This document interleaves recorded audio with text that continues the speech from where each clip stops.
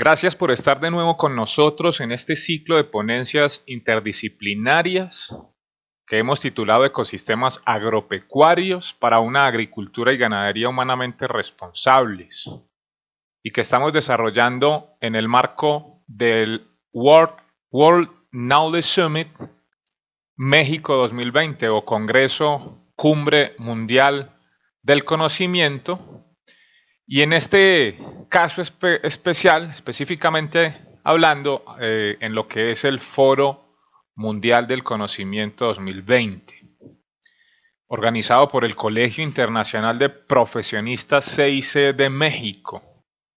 Mi nombre es Michael Rúa Franco, como ya la mayoría de ustedes lo saben porque han estado acompañándonos durante este ciclo de ponencias. Soy zootecnista y especialista en nutrición animal, experto en el ámbito de la ganadería ecológica o como se llama hoy más popularmente regenerativa y también sostenible o sustentable. Hemos venido durante 5 semanas, ya hoy es la última reunión que tendremos, abordaremos la última temática de las 5 que hemos preparado para ustedes y que hemos venido abordando de la siguiente manera. En la primera reunión que hicimos, el 12 de agosto pasado, nos hemos dedicado a compartir con ustedes una visión panorámica de lo que es la problemática actual en el mundo que está afrontando el sector agropecuario. Y ahí hemos descrito con detalles todo lo que ha ocurrido durante los tiempos más recientes que tienen al sector, digamos, no en dificultades insuperables, pero sí pasando por un momento crítico y que necesitamos encontrar soluciones eficaces.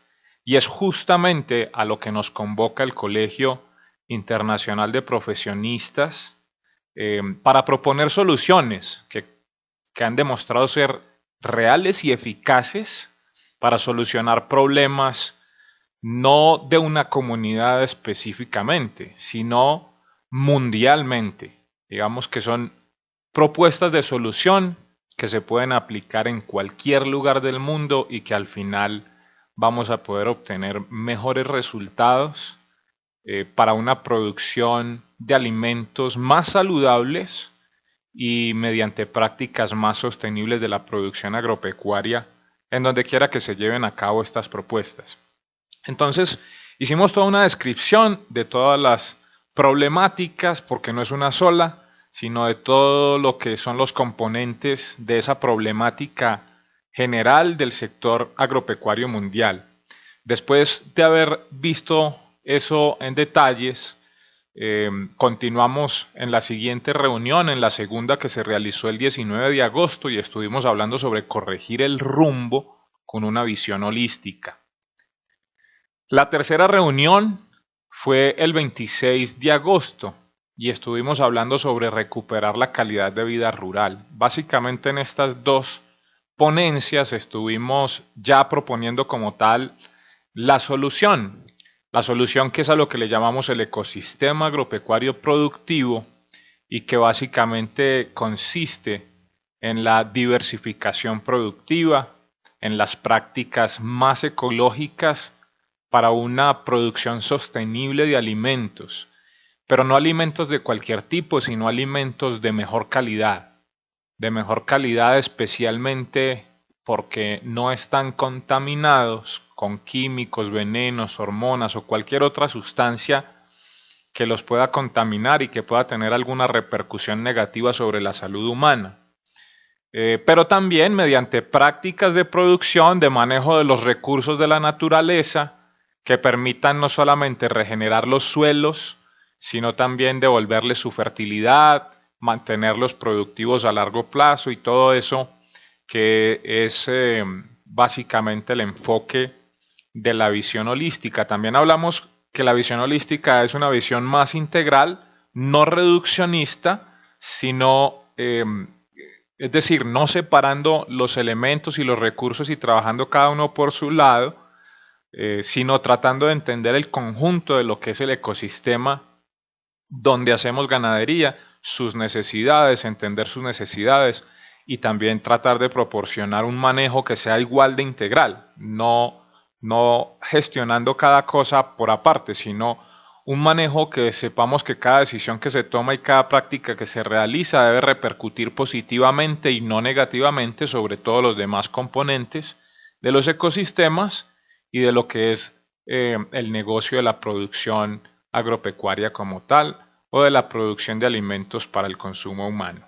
El 2 de septiembre estuvimos revisando, que fue ya la cuarta reunión la semana pasada, hablando sobre alimentos más saludables con producción sustentable, precisamente ya cerrando el concepto de lo que son los ecosistemas agropecuarios productivos. Estuvimos mirando algunos ejemplos y estuvimos inclusive por ahí teniendo algunas conversaciones en cada una de estas reuniones al final, en la sección de foro, donde pudimos ir aclarando un poco los conceptos y dejando ya muy bien establecido lo que es la propuesta del ecosistema agropecuario productivo.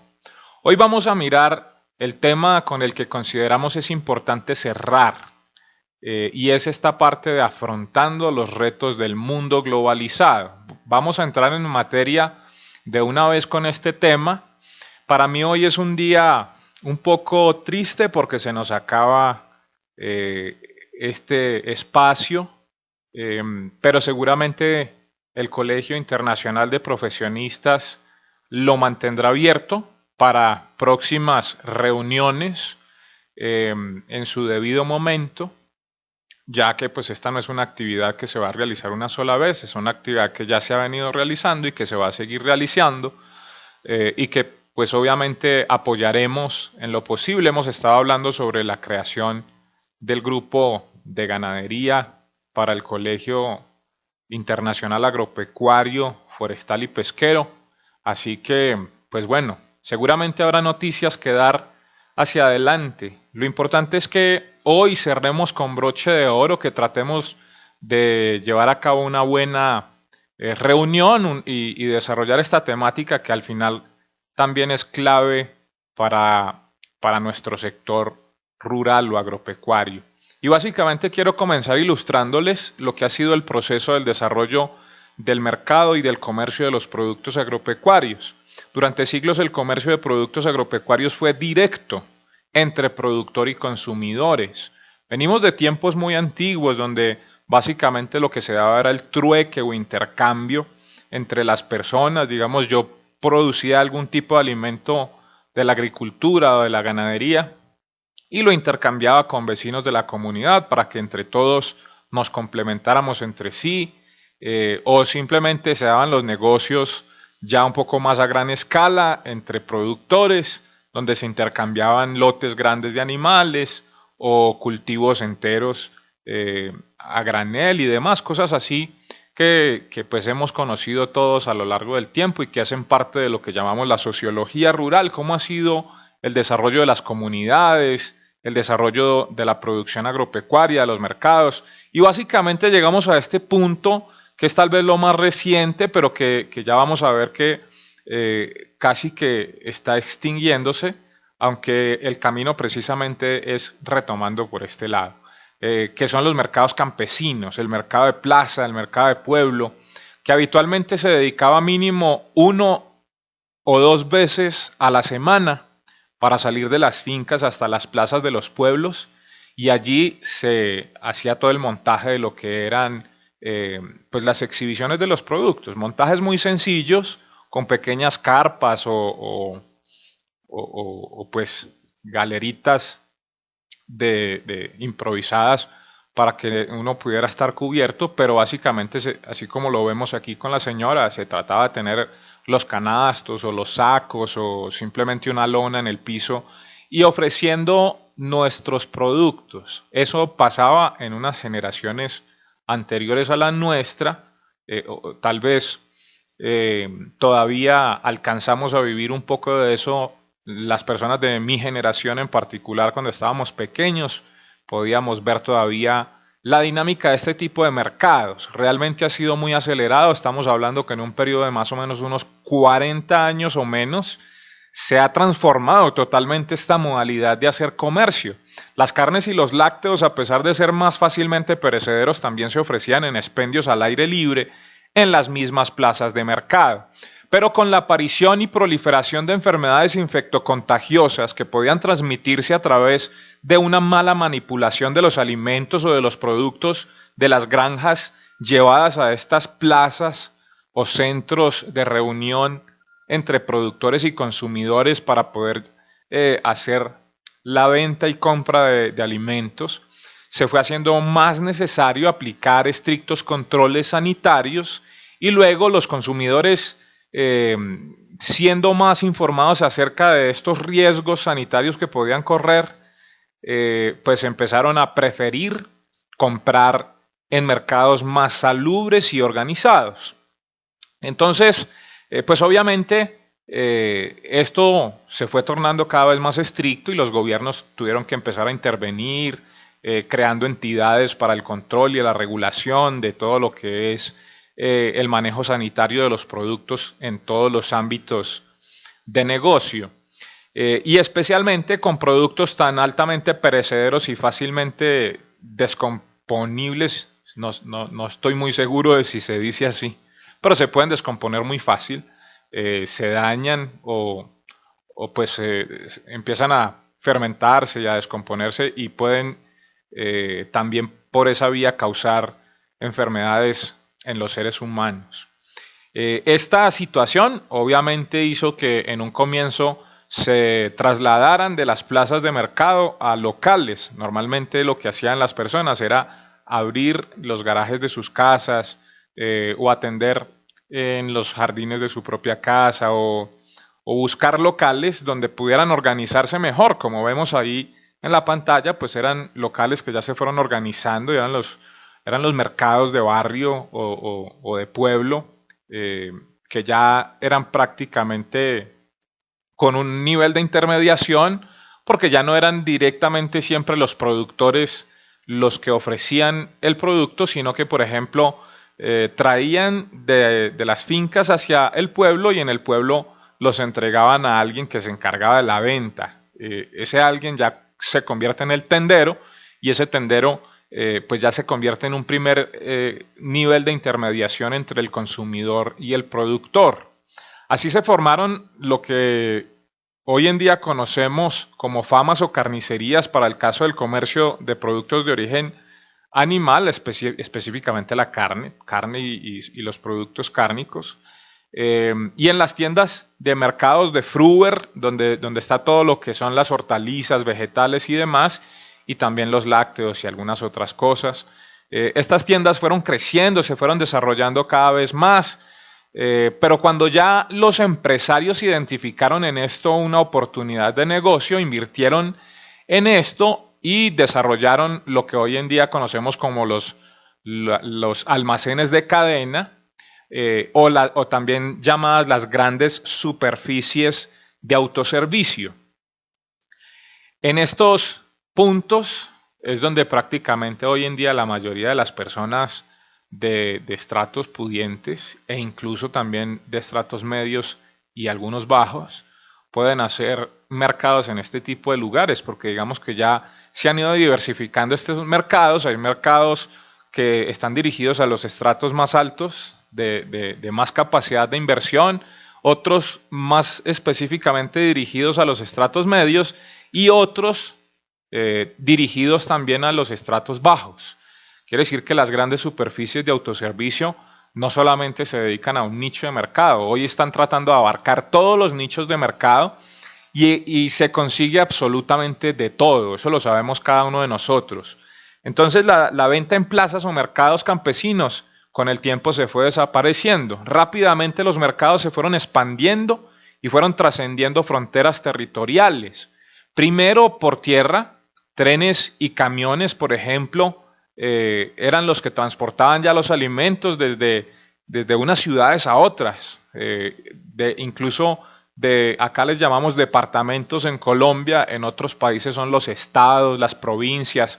Eh, Entre un lugar y otro, mientras más distantes, pues había que hacer viajes más largos, entonces se trataba de acudir a lo que en su momento había. Los trenes inicialmente, hoy en día ya el comercio se hace con trucks o camiones grandes que transportan estos alimentos. Y después también obviamente se desarrolló el comercio y transporte marítimo, y desde luego lo que conocemos hoy en día también, que es el transporte aéreo, que en muchos casos, para muchos productos, eh, es el tipo más conveniente, dependiendo qué se transporta, hacia dónde se transporta, con qué rapidez necesita que se llegue.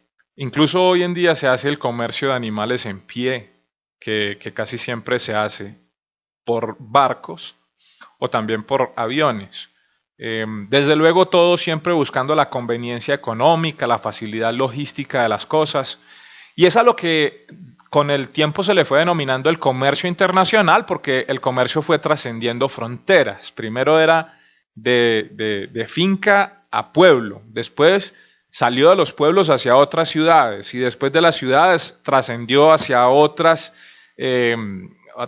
acá como decimos, departamentos o estados o provincias, y después salió del país. Todo depende obviamente del tipo de mercado al cual se quería llegar y cuántas personas y qué tipo de inversionistas o empresarios iban invirtiendo en el negocio. Así se fue desarrollando el comercio internacional agropecuario hasta que los gobiernos obviamente tuvieron que establecer controles y crearon las llamadas aduanas. Ahí surgieron las denominadas barreras sanitarias y arancelarias, estableciendo impuestos comerciales entre países para poder filtrar los comercios y de alguna manera asegurarse sanitariamente de que los productos que entraran de un país a otro fueran sanos, que no transmitieran no solamente enfermedades, sino que no transformara tampoco sus ecosistemas, cosas por el estilo. Y obviamente esto se fue tornando bastante comercial y el comercio, el dinero, fue tornándose en la prioridad en muchos sentidos, y la parte moral y ética de la calidad de los productos ha ido menguando con el tiempo y se han ido tratando de desarrollar nuevos modelos de negocio, emprendimientos de cosas novedosas para ir ganando terreno o no perdiéndolo en muchos casos. Los gobiernos entonces son los que han determinado con qué países quieren ellos o no tener intercambios comerciales a través de los tratados de libre comercio entre naciones específicas. Normalmente se da solo entre dos naciones, pero a veces también, por ejemplo, la Comunidad Andina de Naciones estableció lo que es en Sudamérica, pues lo que estableció su propio tratado comercial, después el Mercosur y cosas así por el estilo, y lo mismo tratados entre México y Estados Unidos, tratados entre países latinoamericanos y países europeos o asiáticos y así. Estas naciones son las que determinan entonces qué negociar, cómo se lleva a cabo la negociación. Obviamente en esas negociaciones las naciones tienen que aceptar productos, tener esa disposición de aceptar que ingresen productos de las otras naciones, aunque esos productos también se obtengan o se produzcan, valga la redundancia, en su país. Y eso es lo que ha generado la denominada competitividad del mercado globalizado, porque obviamente lo que yo produzco compite contra lo que ingresa de otro país. Voy a poner el caso específico de, no sé, las carnes, por ejemplo, o los lácteos. Hay países especializados en eso. Estados Unidos y Brasil, por ejemplo, son los principales productores de carne en el mundo y exportadores de carne, pero al mismo tiempo son también ellos los países más consumidores. Sin embargo, su nivel de producción les permite exportar gran cantidad de lo que producen y a precios que en muchos casos son más económicos que los que podemos manejar en algunos países. Entonces,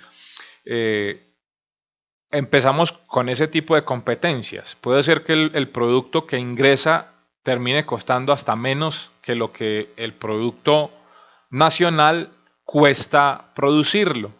Eso es lo que hace precisamente que para proteger un poco se creen barreras arancelarias o impuestos, pero con el tiempo en los tratados de libre comercio se han ido desmontando muchas de esos aranceles o impuestos y obviamente se han ido perjudicando los productores.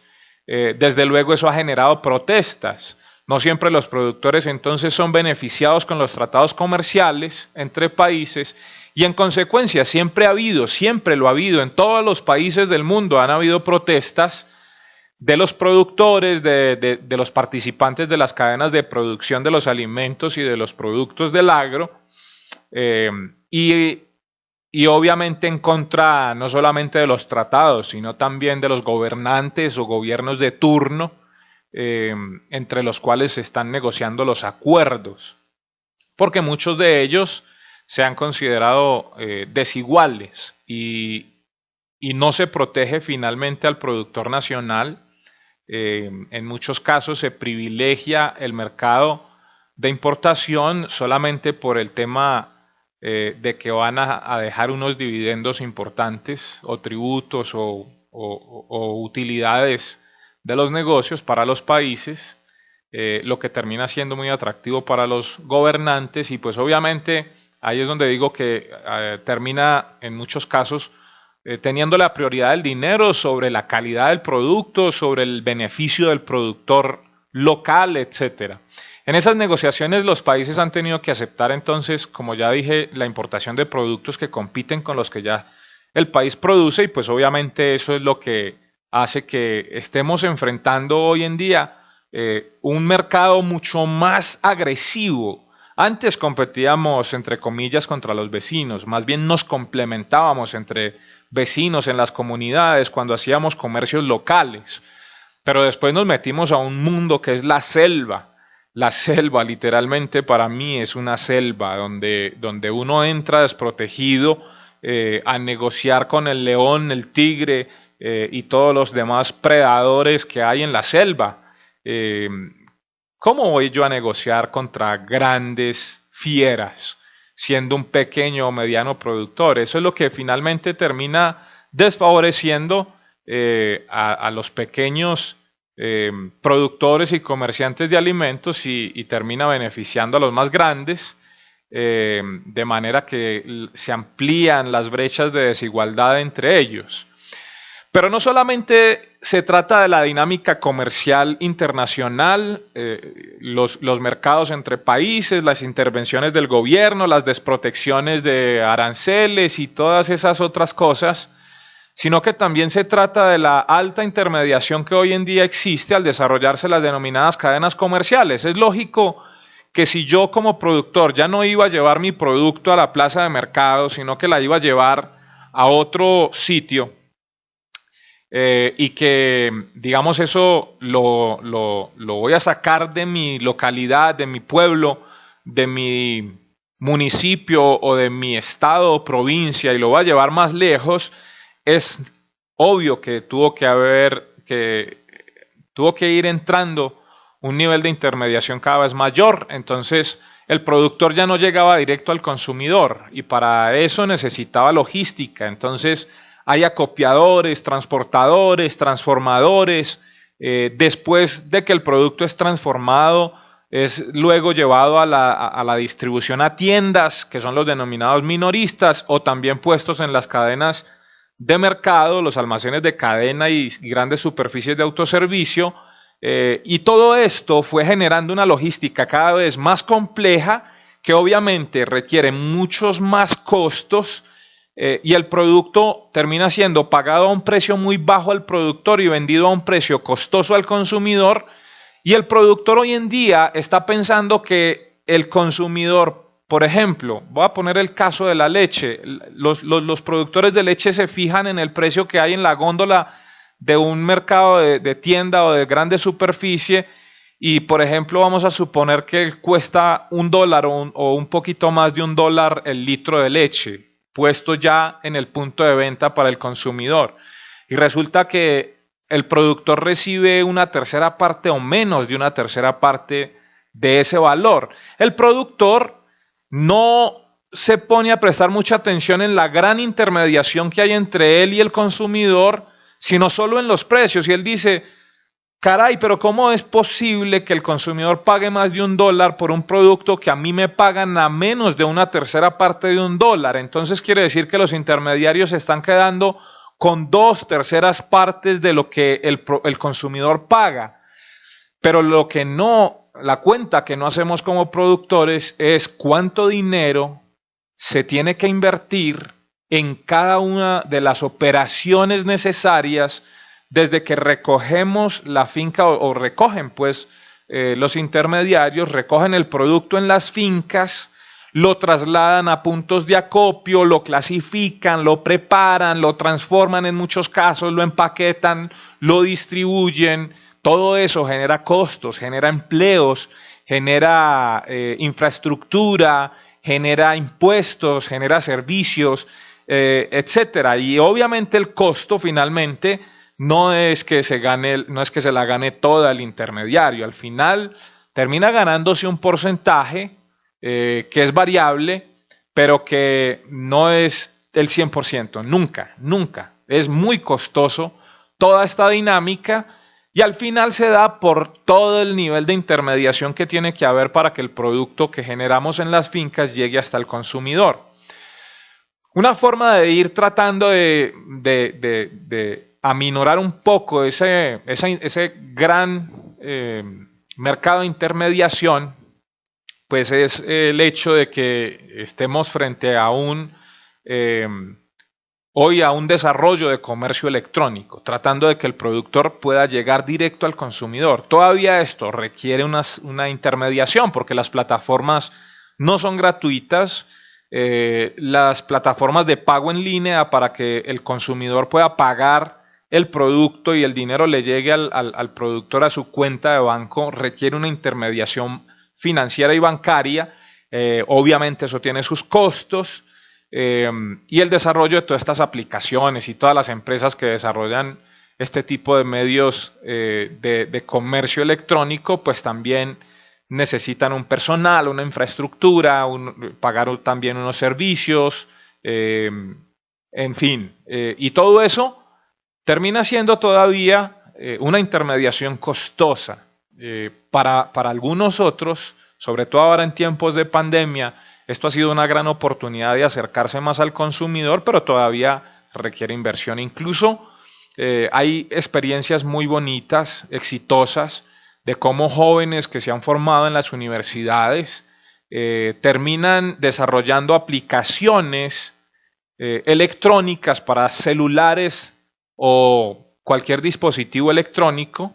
Esas aplicaciones o apps se instalan en los dispositivos y pasamos a lo que hoy en día se llama ya el comercio digital.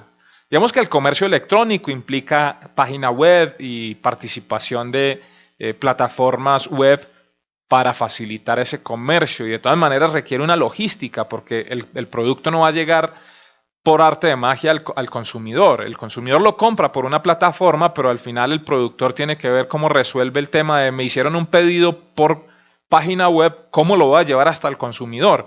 Y si ese consumidor está lejos, con mayor razón. Entonces, digamos que se presentan todas estas situaciones, pero hay desarrollos de apps bastante exitosos que han permitido que los productores estrechen más el vínculo con el consumidor final de su producto y ambos terminen siendo más beneficiados. Pero, ¿contra qué nos estamos enfrentando en el presente y hacia el futuro? Sobre todo hacia el futuro. Veamos esto. Estamos hablando de comercio electrónico, estamos hablando de aplicaciones para teléfonos celulares y demás dispositivos electrónicos. Esto que se llama el comercio digital está apuntando obviamente a las generaciones no solamente actuales, sino sobre todo a las que vienen hacia adelante. Y también hay una transformación de la forma como hoy en día se hacen las transacciones. Entonces, se está tratando de desarrollar esto que se llaman las criptomonedas, que ahí se dibujan como monedas, pero realmente no son monedas, porque son monedas virtuales. El productor no va a recibir como tal un cash, un dinero en efectivo, sino que va a recibir unos créditos.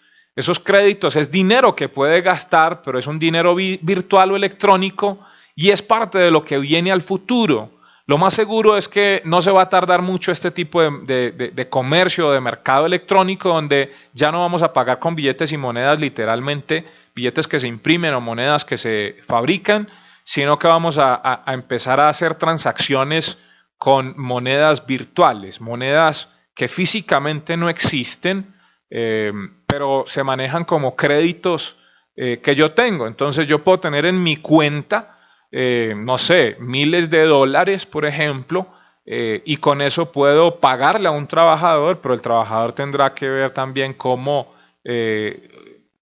pues todo esto se va a ir dando. No es que al final cada quien mire cómo resuelve. Tal vez no es la mejor forma de expresarlo, sino que todo esto se va a ir desarrollando. Las empresas encargadas de hacer estos desarrollos digitales, virtuales, electrónicos, están yendo hacia esta modalidad. Y no se tarda que en los comercios empecemos a aplicar esto. Hoy en día, por ejemplo, el hecho de usar una tarjeta de crédito. Anteriormente era con una banda, hoy en día ya es un microchip. Incluso hay bancos en el mundo que ya no usan ni siquiera la tarjeta, sino que te ponen una manilla. Y esa manilla o manija o no sé, pulsera, tal vez una pulsera, la pasa uno por un lector digital y automáticamente se genera el cobro. Y ahí se le indican los datos al dispositivo de cuánto voy a pagar y por qué concepto y demás, y se me genera una factura electrónica. Hoy estamos ya en el mundo de la factura electrónica, ya tampoco me tienen que imprimir la factura, me la mandan en digital y todo eso va quedando automáticamente registrado también en las direcciones de impuestos de cada país, o el fisco, pues, que controla también cómo nosotros usamos el dinero. Y todo eso se va a ir estableciendo, se va a ir posicionando y cada vez vamos a ir más hacia esa tendencia. Pero una cosa que realmente a mí en lo personal me horroriza es a lo que nos vamos a enfrentar con respecto a lo que están desarrollando tecnológicamente en la industria. La industria está ya desarrollando impresoras de alimentos 3D. Y lo más asombroso, por eso me horrorizo, literalmente me da miedo, me da terror solo de verlo funcionar, porque ya hay videos de cómo esto es real, que se imprime una carne y tiene exactamente el mismo aspecto de una carne real. Tiene el olor, el color, hasta sangra, y cuando la cocinas sabe a carne, pero finalmente los componentes de eso no son carne, no son el alimento natural al que nuestros cuerpos están habituados. Pero finalmente el mundo nos está llevando hacia este tipo de desarrollos tecnológicos que son impresionantes, pero también horrorizan, porque no me concibo consumiendo un alimento fabricado por una impresora que pues obviamente no tiene la misma conformación ni jamás la va a poder tener, así se aproxime mucho en el aspecto, no va a poder ser nunca el producto natural. Esto horroriza, pero no solamente ocurre con la carne, ocurre prácticamente con todo tipo de alimentos, lácteos de laboratorio y vegetales que también pueden ser de impresión 3D o desarrollados en laboratorio. Esto asusta realmente. Yo no sé si a ustedes tanto como a mí, pero a mí me horroriza este tipo de cosas. Entonces, ¿cómo enfrentar estas situaciones? Yo creo que definitivamente tenemos que devolvernos un poco. No significa retroceder en evolución ni en desarrollo tecnológico y demás, pero creo que sí necesitamos dar unos cuantos pasos atrás y tratar de incentivar, estimular y buscar todas las formas posibles de desarrollar y dinamizar los mercados directos entre productor y consumidor. Estas imágenes que estoy poniendo en pantalla le pertenecen, y doy todo el crédito, a una empresa norteamericana. Básicamente es una granja. literalmente. Se llama Polyface Farm o Polyface Inc. Esta empresa, que es una granja de un productor visionario que, dicho sea de paso, es algo rebelde contra el sistema, es un revolucionario, pero también es un rebelde del sistema. Ha desarrollado su granja con ese concepto de polyface, que quiere decir policara, literalmente, ¿no? Pero realmente lo podemos traducir a una palabra más usada que es polifacético. Y polifacético quiere decir que tiene diversificación. Y esto se amolda perfectamente al concepto de ecosistema productivo. Esta es una granja que produce todo a pastoreo, de manera con prácticas totalmente orgánicas, no se contaminan los alimentos y además los animales están a plena libertad. El cerdo, los pavos, las gallinas, los pollos de engorde, los conejos y el ganado vacuno, todo está libre, en pastoreo, consumiendo alimento natural, desarrollando un ecosistema biodiverso, y también producen madera por la arborización que tiene el lugar. Así que, en fin, también la parte vegetal la producen en invernaderos, pero invernaderos donde las prácticas son en piso natural y también realizando todos los procesos orgánicos necesarios para la producción vegetal y animal. Lo interesante es que ellos no se quedan solamente en el producto en crudo, no solamente te venden el producto en crudo, sino también hay desarrollos de innovación, pero manteniendo todo en perfecto estado natural. Y es a lo que se llama hoy en día como ponerle valor agregado al producto. No es lo mismo vender carne que vender una carne con un valor agregado. No es lo mismo vender huevos que vender huevos con un valor agregado. Ese valor agregado puede ser el empaque, puede ser el servicio, puede ser la calidad del producto, puede ser la forma como se comercializa, el proceso productivo, cualquier cosa que le agregue valor al producto. Y entonces este es también un desarrollo de lo que se llama el farm store o almacén en la granja o tienda en la granja. Entonces, ¿qué hace este productor? Ha logrado que vengan personas, inclusive recorriendo muchos kilómetros, para llegar hasta su granja, donde encuentran un lugar que está acondicionado con infraestructura para poder exhibir y comercializar su producto de alta calidad. Pero también le han apuntado a que la familia se involucre, y esa familia atiende directamente a los visitantes de la granja, a los consumidores, les prestan un excelente servicio y acompañamiento, y todo eso hace parte del valor agregado. Además es un sitio agradable, que da gusto visitar, las cosas con muy buena presentación, etcétera. Para ir cerrando entonces, recuerden que veíamos en una parte de las presentaciones anteriores que hablábamos de los Objetivos de Desarrollo Sostenible, que son planteados por FAO, la Organización de las Naciones Unidas para la Agricultura y la Alimentación, y que uno de ellos es la producción responsable de alimentos, pero también el consumo responsable. Definitivamente nosotros como productores tenemos que alinearnos también con estas políticas mundiales de entidades como FAO, que simplemente nos están tratando de mostrar cuál debe ser el deber ser de proceder y de realizar nuestras actividades para un mundo en desarrollo, para un mundo cada vez más exigente y que requiere de más cuidados, porque así realmente es. Entonces se habla de la producción, pero también del consumo responsable. La otra parte está en el consumidor. Yo como consumidor, cuando compro productos que han sido generados en granjas que se preocupan por la calidad del ambiente, por dejar una huella positiva en el planeta, en el mundo, eso hace que estemos estimulando estos sistemas de producción y apoyándolos, y pues obviamente se va a poder pensar en un futuro más prometedor para este tipo de prácticas. Europa, por ejemplo, que es lo que muestro por el lado derecho en esa gráfica, dice alimentos frescos, saludables y sostenibles, y están proponiendo unas buenas prácticas para el sector sanitario europeo en la producción de alimentos frescos, que al final es lo que queremos que el productor obtenga, un producto fresco de alta calidad, con ningún contaminante, y que sea de impacto positivo para su salud. Con esto damos fin no solamente a esta ponencia número 5, sino también a mi participación de este año 2020 en este Foro Mundial del Conocimiento, y pues cualquier información que ustedes requieran la van a poder obtener con Juan Carlos Polo a través de su teléfono WhatsApp, con este número que ven en pantalla para que tomen nota.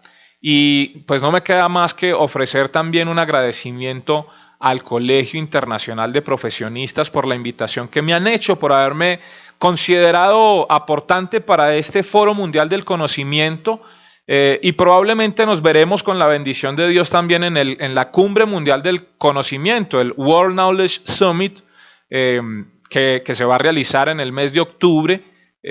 Y pues también la información la pueden obtener con Juan Carlos Polo. Recuerden que las 5 ponencias que yo desarrollé tienen valor curricular. Esto quiere decir que ustedes pueden obtener una constancia de parte del Colegio Internacional de Profesionistas de que ustedes han sido capacitados en estas temáticas y pueden básicamente agregarlo a sus currículum vitae para cuando ustedes quieran presentarse ante una entidad. Incluso quiero decirlo también, como productores hoy en día, tramitar créditos, buscar recursos, fondos, o participar en proyectos, es una labor a través de la cual se le pide al empresario o a la granja demostrar que han participado en actividades donde se capacitan para llevar a cabo este tipo de cosas. Así que hasta para eso va a servir tener una constancia. Realmente les recomiendo que la obtengan y que la guarden ahí entre sus archivos, y cuando ustedes quieran presentarse para un proyecto, solicitar un crédito, buscar recursos o alguna cosa para invertir en sus desarrollos de granjas bajo visión holística, como ecosistemas agropecuarios productivos, de producción sustentable y responsable y todas esas cosas de las que hemos estado hablando, ustedes puedan anexar esa constancia. Se la pueden solicitar a Juan Carlos Polo también a través de su número de teléfono. Esto lo habíamos establecido de que hasta el día de hoy lo podían obtener, pero hemos hablado con Juan Carlos y él me ha dicho que pueden aperturar un plazo.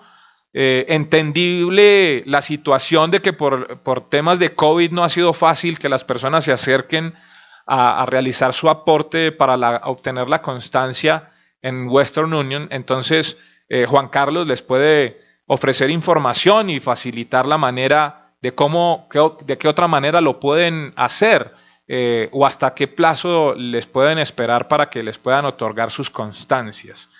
No siendo más, finalizo agradeciendo una vez más al Colegio Internacional de Profesionistas CIC de México por habernos permitido tener este espacio en el marco del Foro Mundial del Conocimiento y en el preámbulo de la Cumbre Mundial del Conocimiento México 2020. Cerramos acá la presentación y pasamos entonces al foro. Nos vemos en el foro. Gracias.